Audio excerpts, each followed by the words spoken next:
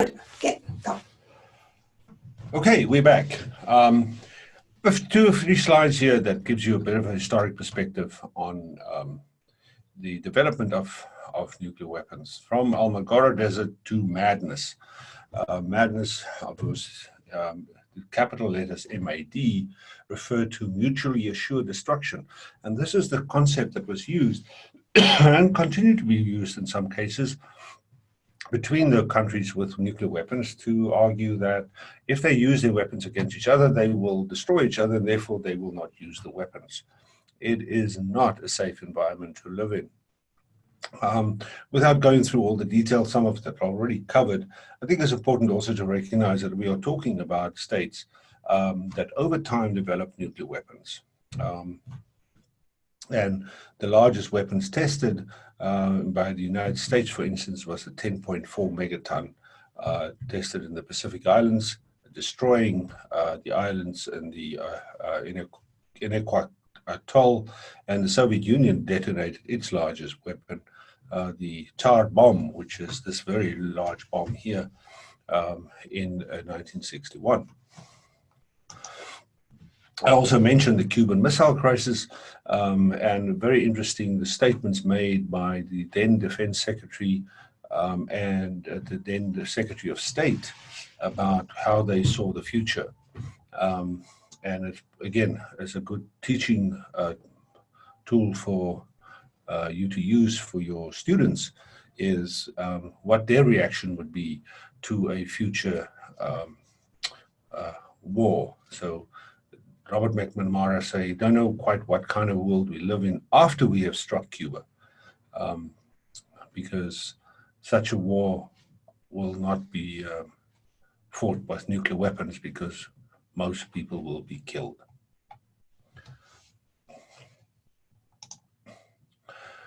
So the nuclear threat at its madness. So at the height of the Cold War, there were estimates made about what the size of the nuclear stockpiles were and how many people could be killed.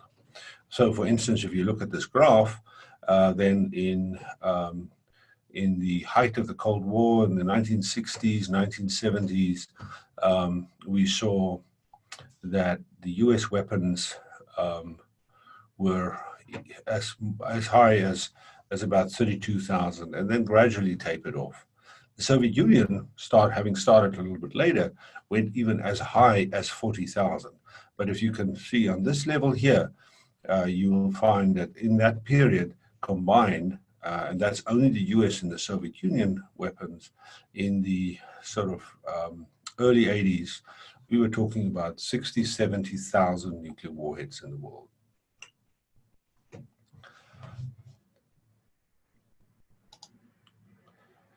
Then there's a concept which, as peaceful people, we would think is ridiculous.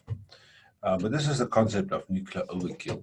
So the National Resource Defense Council, which is done studies for the US government, made a study in 1962 at the height of the Cold War with all these nuclear weapons to determine what an assured destruction of the Soviet Union would take. So how many nuclear weapons would be needed, and how many people would be killed, and how many would have been required to kill in the Soviet Union for the Soviet Union to collapse.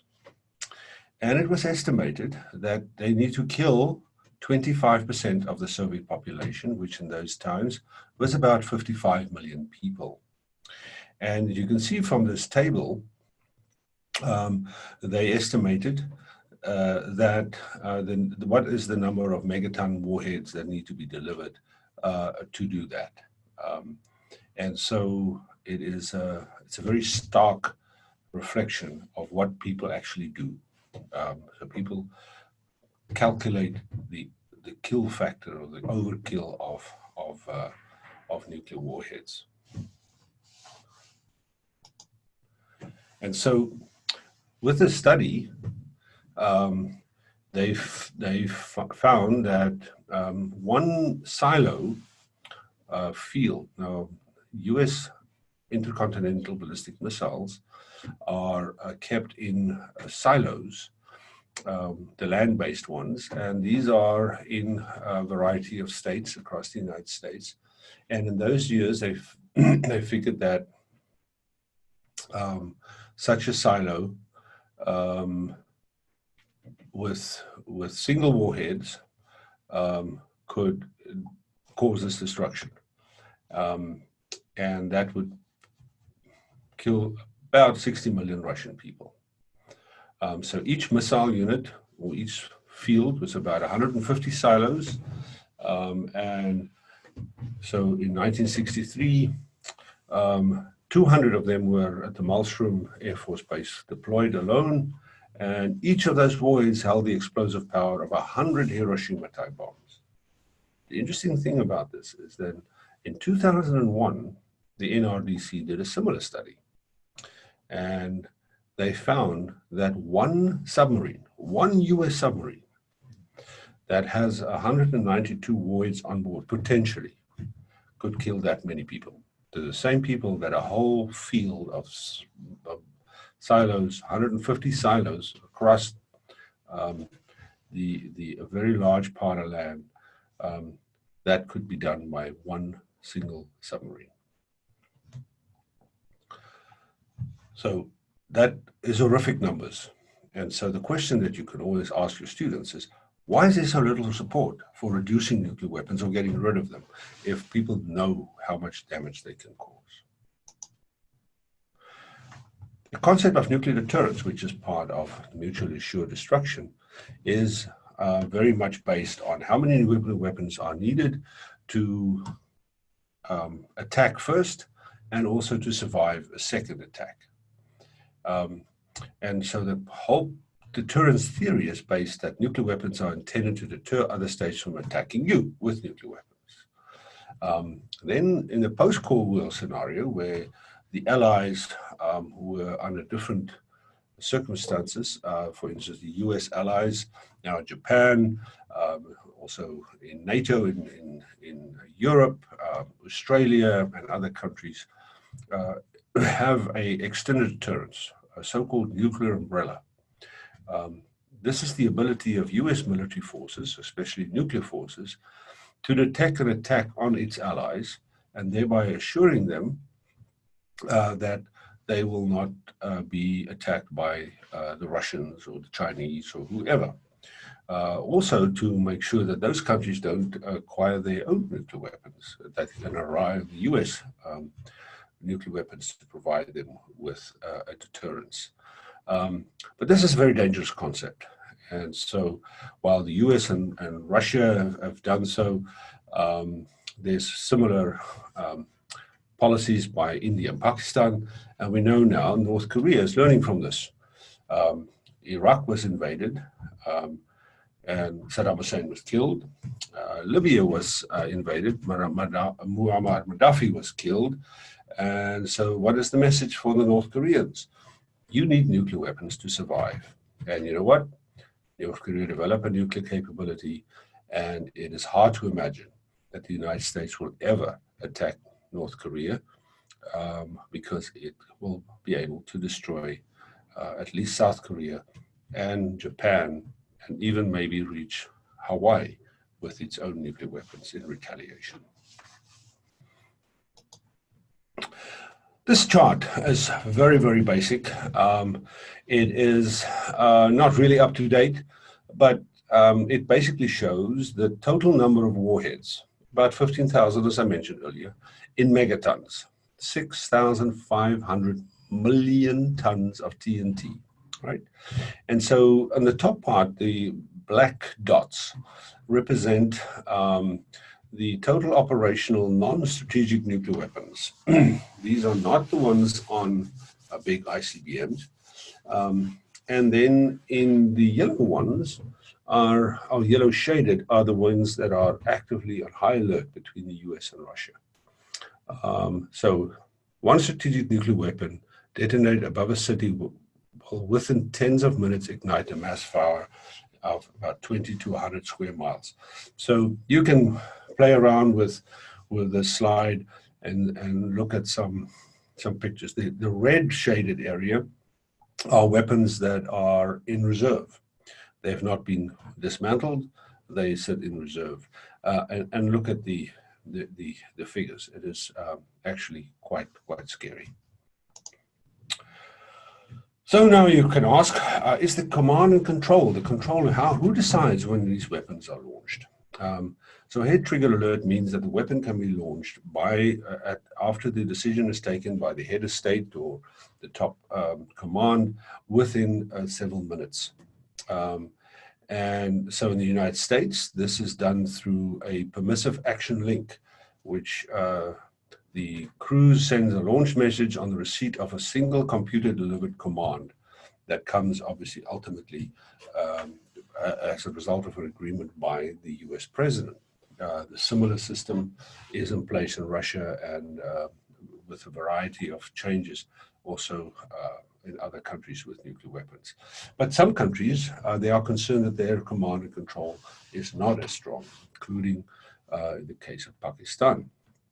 And in the Soviet time, and there are concerns that these kind of devices still exist.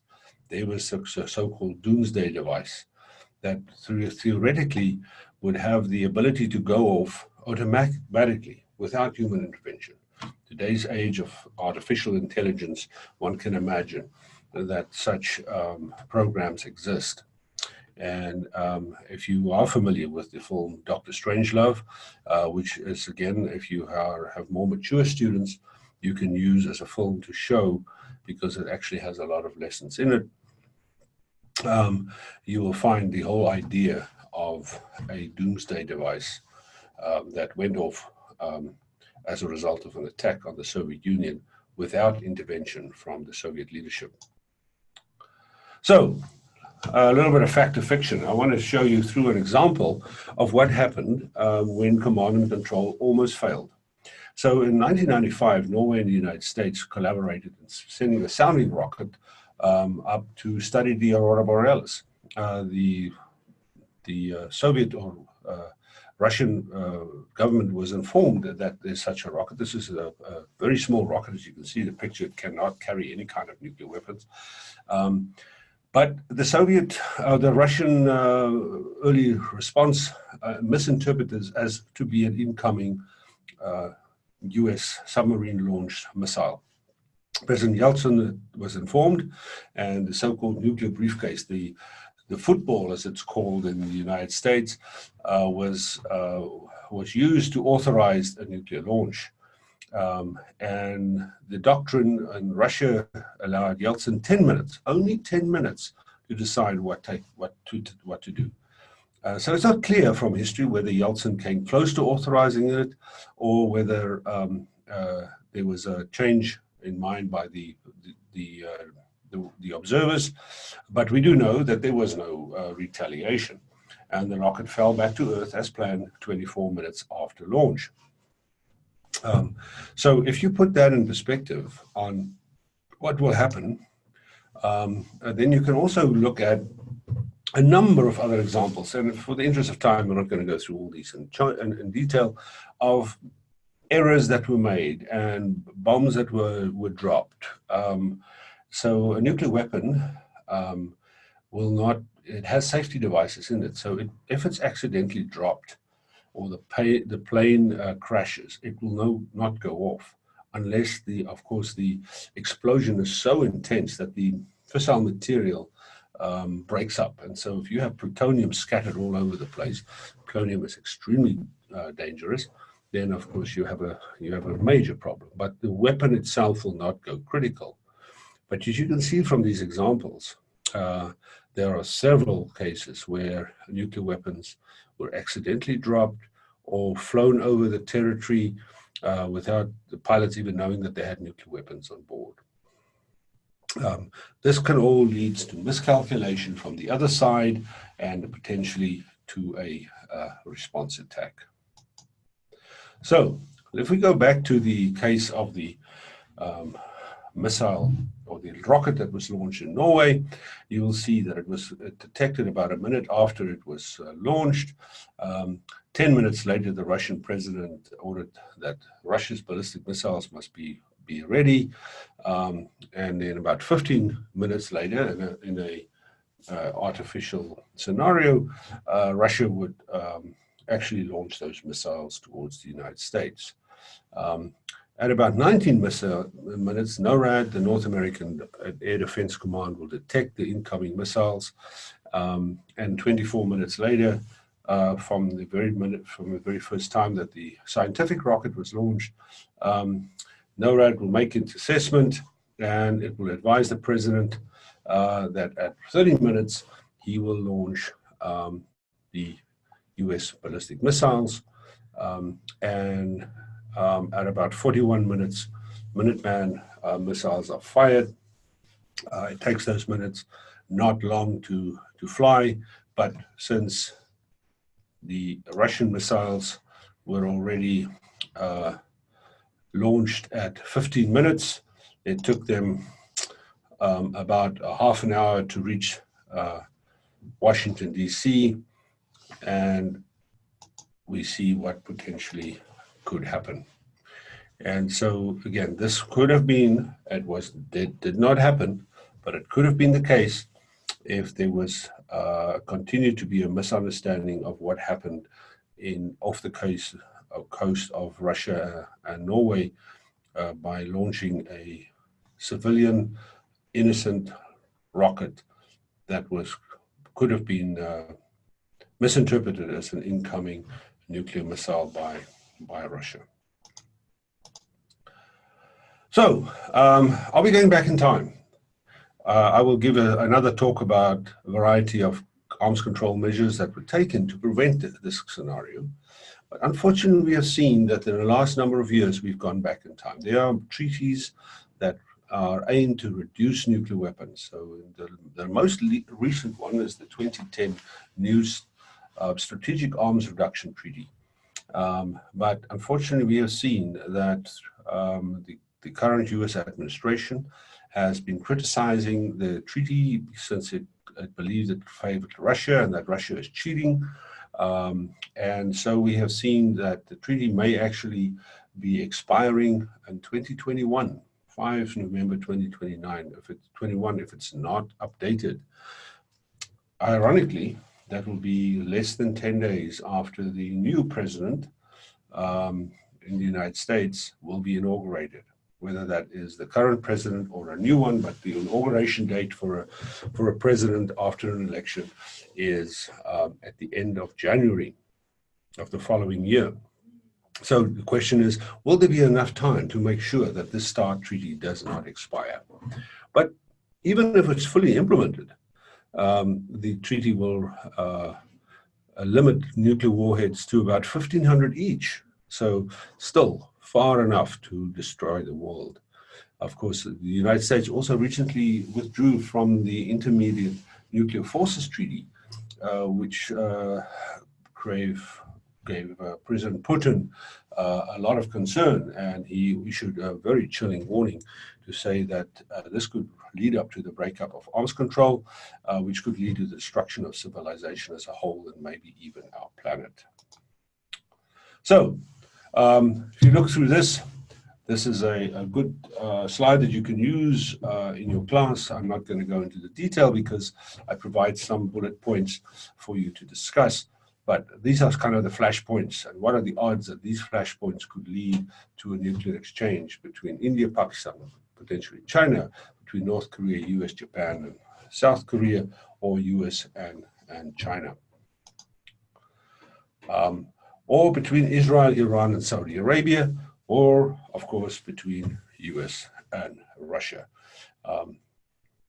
Personally, I think the flashpoints will not be between US and Russia, but will be in the case of North Korea, and definitely or very, very serious India and Pakistan.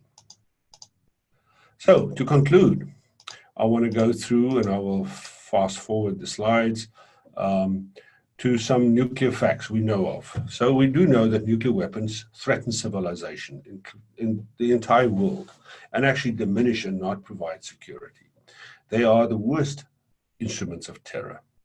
We also know there are about 15,000 nuclear weapons in the world, representing thousands of times the firepower of the Second World War. We know there are 9 countries that have them. We also know that 95% of all nuclear weapons are in the arsenals of the United States and Russia. And about 3,500 of them are on about 10-minute alert, in 10 minutes before they can be launched.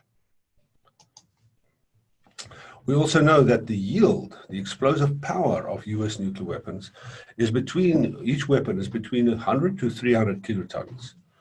Each weapon is therefore 10 to 30 times stronger than the weapon that destroyed Hiroshima. We also know that 15 to 24 kilograms of highly enriched uranium is needed for a nuclear weapon.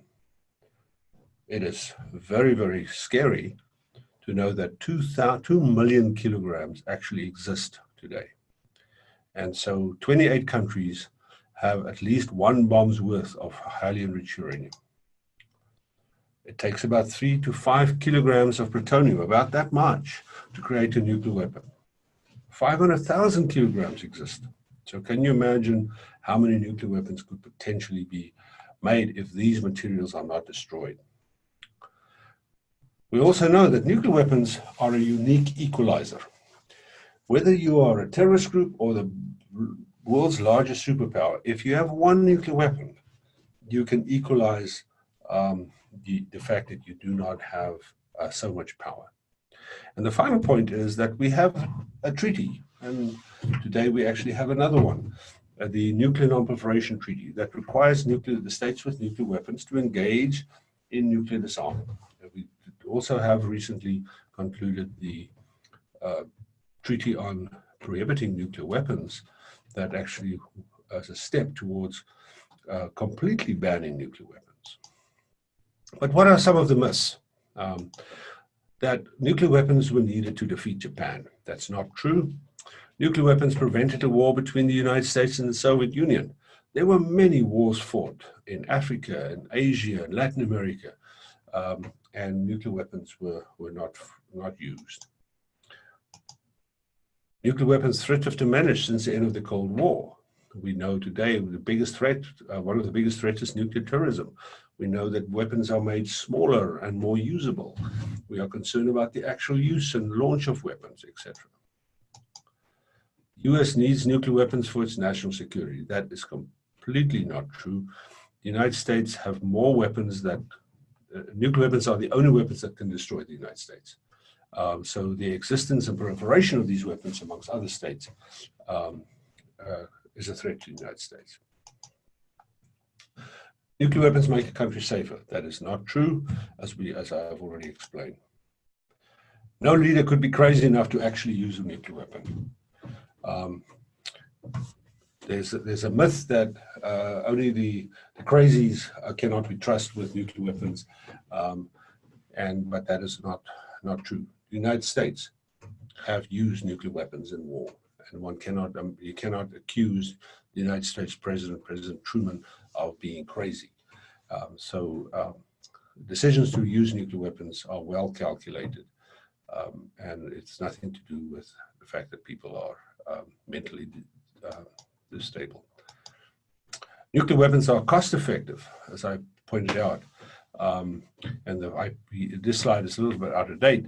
It actually should be 1.2 trillion that will cost over the 1.7 trillion will cost over the next 30 years.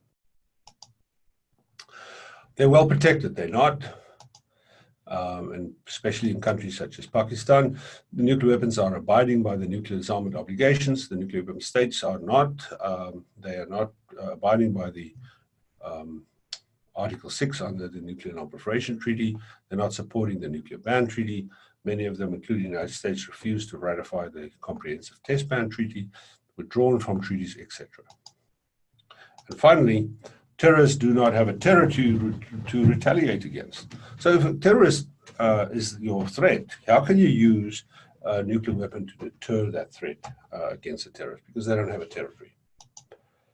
So I mentioned, to then finally conclude, a few class assignments that you may want to use in prompting discussions in your class or use as tools, learning tools for your students. The first one is a nuclear weapons web. I'm sure you're familiar with the concept of creating the web by using one particular word, writing that word on the board, and then asking the students to say anything they think when they hear these words, nuclear weapons. So these are just examples of what the words, what words concepts can come out with. The point is that you write down what the students report, and this helps them to outline basic information. You can then lump the topics together and for a discussion, even serve to for them to perhaps write an essay on the topic. The second one I find very, very powerful. It requires a few props. So Einstein famously said, imagination is more important than knowledge. And I think we all agree with that, especially when you deal with high school students. So it is exercise designed to comprehend the destructive force of nuclear weapons. It's the so-called BB exercise. So what you need is a large metal bucket, like the old-fashioned fire buckets, or a very large metal bucket. It must be metal and it must be fairly large. And you get a bag full of BBs. For those who don't know what a BB is, it's tiny metal balls, and you can buy them at sports stores and so forth. Then you explain to students, you don't show them the prop, you just explain to the students that they're going to hear two sounds.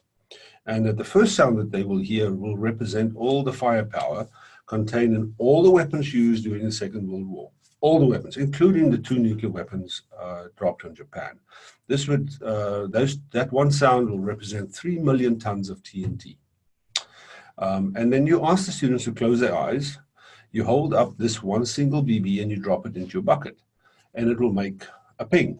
And then you ask them to think about and name the firepower used, all the bullets and the bombs and the grenades. I mean, they can name them as they sit there with their eyes closed and imagine the destruction that these weapons could cause. And again, this would include the nuclear weapons used. What you then do is you drop another BB in the can, restating that all the munitions that were used are represented by that one single sound. And then slowly you introduce the second sound by dropping the remainder of the box of BBs, and there are thousands and thousands of BBs in a box, into your bucket.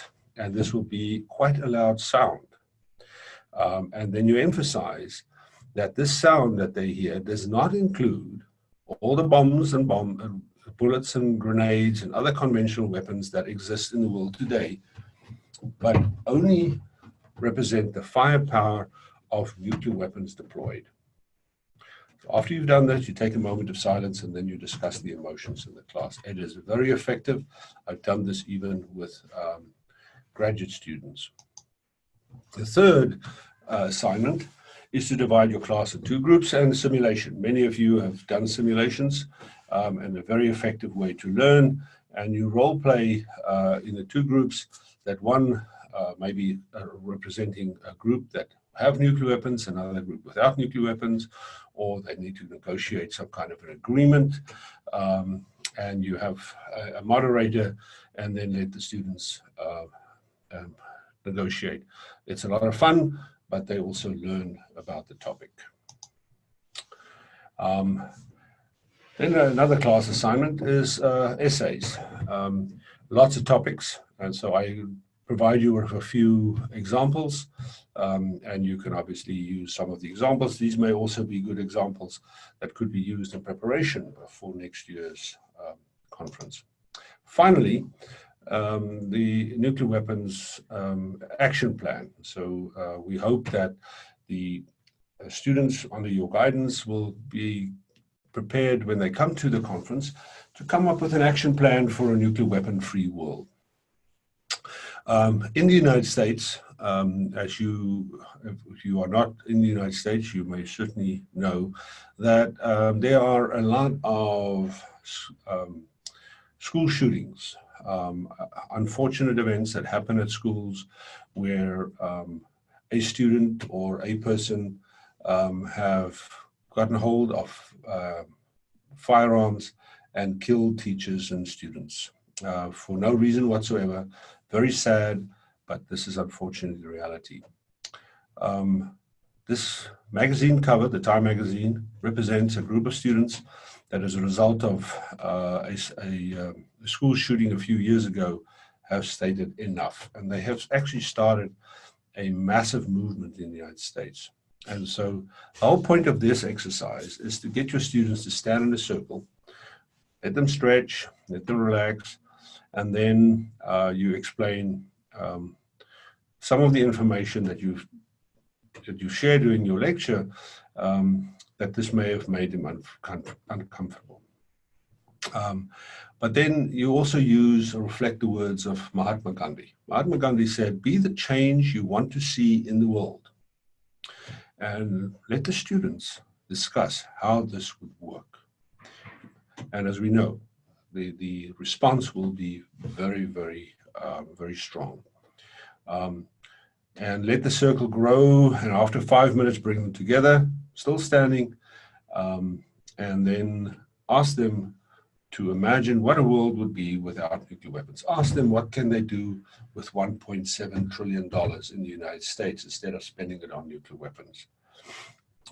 And see what kind of reaction you can get out of that. Let them write these comments in their notebooks or speak it out loud, and also ask them how do they think can they inspire 1 million of other students around the world, just like Greta Thunberg did for climate control. I've listed a number of examples of students that have taken action, not on nuclear weapons issue necessarily, starting with Anne Frank, as we know. We also know that in Colombia, there's been some movements. We know that there's been, from my own country, South Africa, there's a young Zulu boy who died of AIDS actually at the age of 12. But he had the courage to confront the South African president at the time about misperceptions about age and HIV. So I will conclude with this, and I wish you all the best for your preparation and participation in this very important conference. If there are any questions and comments, I'll be pleased to take them now.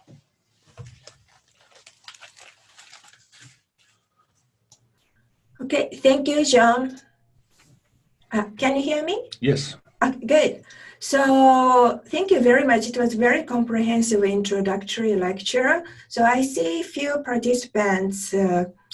Do you have any question? If you have a question and you would like to ask, you can unmute your microphone, or you can also use this chat, and you can send me a text. That's also fine. So please feel free to send your questions. So while I'm waiting, so many of you are watching this like a lecture, recorded lecture. So for the sake of discussion, I wanted to ask maybe a couple of questions to have a little bit of a discussion.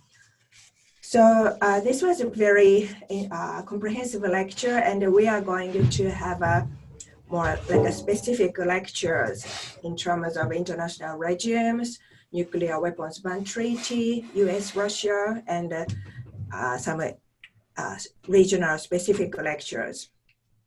But so I tried to keep my question very general, and having listened to John's lecture, I'm sure that many of you were so alarmed, the danger that we are facing. So many nuclear weapons, the effects of nuclear weapons, and the amount of money that the government is using. It's really stunning. But the problem is, how many people, how many young generations know about this fact? So in your vision, why are people not so informed about nuclear weapons, why people's attention, especially younger generations, students, college students, younger generations, why people are not so pay attention to nuclear issues? You know, you said Greta Thunberg. Thanks to her, many people are paying attention to climate changes and gun violence. The nuclear weapon issue is one of the most pressing issues, but attention was not adequately paid. Why and how can we raise more awareness? Good question, Masako. I think in today's environment, our students, and whether they are at high school or at university, have access to so much information, and the pressures on them to learn and to process all this information is huge. Whether you sit on your iPhone or on your tablet or on other ways watching the news, there's so much going on, and of course, generations have developed, and I think generations of today have because of the amount of information available, and this is no reflection on the intelligence of our current generations, or the young people. Our intelligence, in my view, is far exceeding those of previous generations. But because they operate in short chunks of information, the pressing issues of the day, issues like climate change, that you can see that the ice caps are melting, the water levels are rising, and we see hurricanes, and we see large fires. All these things are scientifically proven to be linked to climate change. And the climate change will change the world. And so, rightfully so, our youth of today, no matter how old they are, whether they are primary school students or graduate students, are taking action. But as I've mentioned earlier, as the Bulletin of Atomic Scientists moved that clock, that symbolic clock, to 2 minutes before midnight, based on the nuclear weapons threat and climate change combined. And I think, unfortunately, the destructive effect of nuclear weapons have long been forgotten. You are from a country that has suffered 2 nuclear weapon attacks. The students in Japan have not forgotten that. The students in Hiroshima and Nagasaki in particular have not forgotten that. It is part of their, it's part of their culture almost. It's part of their upbringing and, of course, curricula in schools to learn about it and never forget about it. We teach our children about what happens when things in human nature go wrong.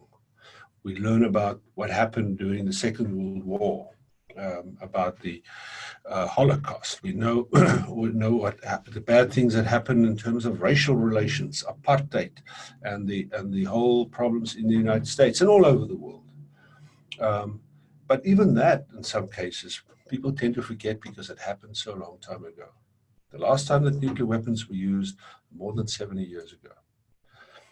Nuclear testing has even stopped, with the exception of North Korea that has tested. But North Korea is typically considered as the bad boys, and so we are concerned that they test, but it's not really of concern to average students. So I once I ask sometimes in my classes when I teach, the very first day, I said to students, well, these are the number of weapons that exist, and this is the threat. What do you think will have to happen before the world gets rid of these nuclear weapons? And it's actually tragic that the response to that question is that a weapon should be used as a wake-up call. Never, ever should we see that again, that a weapon is used. But through programs like this one, but many other programs, our youth needs to take responsibility of their future. They need to realize that the future of the world is threatened by climate change and by nuclear weapons. And these two things are actually go hand in hand. Remember the picture that I showed of Earth that will be covered in a nuclear winter? If you think that the temperature will rise sufficient to have the oceans rise and the ozone is damaged, can you imagine what will happen if there's an exchange, even a small exchange between India and Pakistan, each only using a few weapons? It will cause millions and millions of deaths, not only as a result of the use of the weapons, but because of the outfall, the crops will die off, and eventually you will have a nuclear winter. Will have a huge economic impact worldwide. So this is time for action, and it's time for the next generation, the generation coming in, the generation that we are talking to now, that will be coming to this conference and others like them, to take steps in their own way and to say, just like the students of the Douglas High School after the school shooting, to start this Never Again campaign. I'd like to see a campaign that comes out of this conference to say, no more weapons, so that we can get rid of these weapons. So I'd like to challenge the teachers to inspire their students and challenge their students to come up with a slogan, just like these students said, never again, enough, and see how we can use that to promote the concept of a nuclear weapon-free world in their generation. Great, thank you. So I have one question or some comments from Russian teachers. Sasha Gagarina.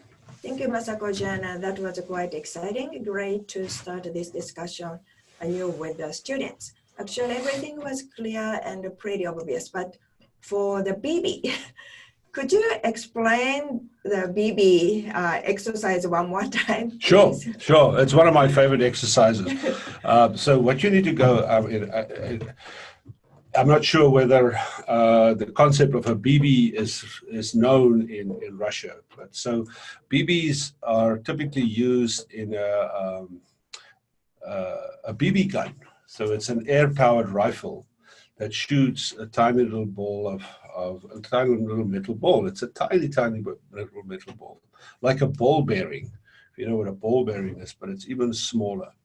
Now you can buy these BBs at a sports store, or you can get some ball bearings as well. But the whole concept is to create a sound that is quite loud, and that in your classroom environment, if you can turn off the lights to make it a little bit darker, and you ask the students to close their eyes, and they obviously shouldn't see the bucket. So you can get, and I should have brought my bucket, but you can get, if you look at a garbage can or a that you get, a small bucket, but it must be metal. If you drop something in that bucket, it's going to make a large sound. So the concept is that you will describe to your students that